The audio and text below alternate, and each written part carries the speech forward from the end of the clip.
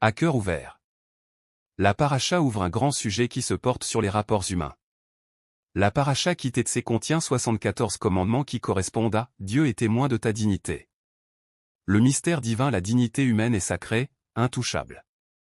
Dans notre texte, tous concernent la vie sociale et familiale. Mariage, divorce, travail, dette, protection des faibles. Sur les 110 versets de la paracha entière, 40 sont consacrés aux relations hommes-femmes et une vingtaine aux rapports avec les plus fragiles, les pauvres, les plus vulnérables. Derrière cette diversité, un même fil rouge, ne jamais humilier, toujours préserver la dignité humaine et protéger. La Haftara est sa 5e consolation. Dieu parle à son peuple comme à une femme humiliée et abandonnée. Il promet de la relever, un court instant je t'ai abandonné, mais avec une grande compassion. Je t'accueillerai, la honte est effacée, la dignité est restaurée. C'est le nom de Dieu. Adonai Tzidkenu, l'Éternel notre justice, lui seul nous justifie. C'est aussi le fruit de la grenade comme un cœur qui contient toute la Torah, cette Torah qui nous apprend à aimer d'un véritable amour. Cette paracha agit comme une guérison pour ceux qui ont eu le cœur brisé et pour ceux qui portent encore en eux des guerres de violence. Il est vrai que la paracha met en lumière les blessures faites aux femmes, car malheureusement beaucoup ne réalisent pas cette différence entre l'homme et la femme. Il faut savoir que la femme est le miroir de l'homme, elle reflète ses luttes, ses guerres. Il y a deux guerres les plus fragiles où la femme qui vit une guerre intérieure, gardant en secret sa fragilité et l'homme qui vit une guerre extérieure, qui peut le rendre insensible à la vulnérabilité des autres. Ce n'est pas le cas de tous les hommes, mais la paracha consacre 40 versets à dénoncer la dureté de certains hommes envers les femmes. Chaque jour, 140 femmes ou filles meurent sous les coups ou agissements de leur partenaire ou d'un parent proche, ce qui signifie qu'une femme ou fille est tuée toutes les 10 minutes. Pour l'année 2023. 230 000 violences sexuelles. 373 000 violences physiques. Soit plus de 3 par jour. Et le chiffre est en progression constante. Au nom de la lâcheté, ces chiffres sont insoutenables. La Torah dit, attention à ce que tu fais envers plus faible que toi. Celui qui humilie sera jugé par Dieu lui-même. Mais celui qui relève l'humilié, celui-là ressemble à Dieu. Liste des humiliations dénoncées par la Torah. Femme épouse maltraitée, répudiée sans justice, victime de violences physiques ou verbales, viol, sexisme, rabaissement, intimidation. Enfant, exposé à la dureté, à l'abandon, au rejet familial, à l'inceste. Pauvres, humiliés par le jugement ou quand ils reçoivent avec mépris, voire même dénigrés. Ouvriers.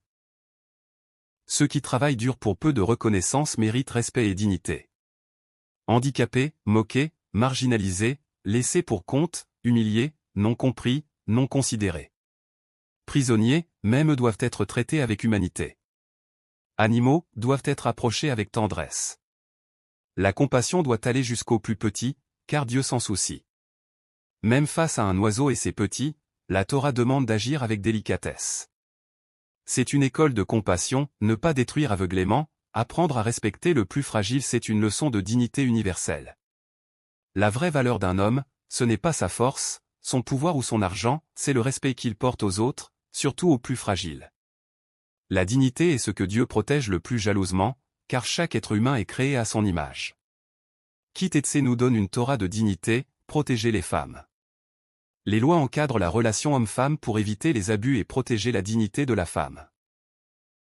Comme étant plus faible et aimante, elle a encore plus besoin de respect. Celui qui humilie détruit l'image de Dieu en l'autre. Préserver l'honneur, c'est garder la Torah vivante. Celui qui humilie les autres n'est pas de Dieu, il agit comme un barbare, il sert le diable, comme les terroristes qui tuent, violent et rabaissent. Point. Dieu, au contraire, relève les humiliés et guérit les cœurs brisés. Aujourd'hui, que nous soyons celui qui humilie ou celui qui est humilié, nous devons soit entrer en guerre contre nos pulsions de mépris des autres, soit demander la guérison à Dieu Adonai Tzidkenu, car il nous rend justice en nous rendant notre dignité. Yeshua reprend et accomplit cette Torah, il relève les humiliés, il avertit sévèrement ceux qui font du mal aux petits, il prend sur lui la honte et l'humiliation pour nous relever. Yeshua a dit.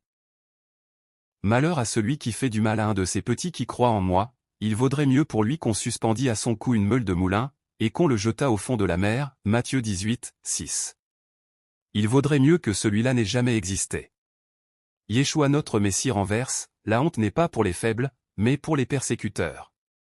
La honte revient à celui qui humilie, jamais à celui qui est humilié. La paracha se termine par ce rappel puissant, souviens-toi d'Amalek, car il attaque les faibles. Amalek, c'est l'archétype de l'oppresseur barbare, il n'attaque pas de face, mais par derrière, en lâche il ne cherche pas l'honneur d'un combat juste, mais il vise les faibles, les fatigués, les malades, les enfants, les vieillards à l'arrière du camp. Il ne craint pas Dieu, car humilier les faibles, c'est s'attaquer à l'image de Dieu. Amalek, c'est le modèle de tous ceux qui humilient, terroristes, violeurs, tyrans, exploiteurs, manipulateurs. Amalek, l'esprit qui se nourrit de la honte des autres, qui prend plaisir à écraser. C'est pourquoi Dieu dit, tu effaceras la mémoire d'Amalek de dessous les cieux. Sa stratégie, semer la honte, briser la dignité, détruire l'image de Dieu dans les plus vulnérables. Amalek ici, c'est la guerre extérieure de ceux qui laissent leur impulsivité agir à l'égard des plus vulnérables. L'esprit d'Amalek sévit toujours au travers, des maris violents qui humilient leurs femmes, des enfants harcelés à l'école, des pauvres méprisés, des humiliations publiques sur les réseaux sociaux, des abus d'autorité dans le travail ou dans les institutions. Amalek est aussi en chacun de nous, chaque fois que nous laissons sortir la moquerie, chaque fois que nous abusons de notre position, chaque fois que nous ne respectons pas la dignité du plus petit. Amalek poursuit toujours les faibles, mais la honte n'est pas pour eux. Dieu retourne l'injustice. La honte repose sur les persécuteurs, l'honneur revient aux humiliés. Et si aussi, tu as un Amalek qui se cache, sort en guerre contre lui, combat tes pulsions de mépris, de violence, d'indifférence. Et si tu as été humilié, sache que Yeshua a porté ta honte, il a pris sur lui l'Amalek du monde, pour que tu sois relevé.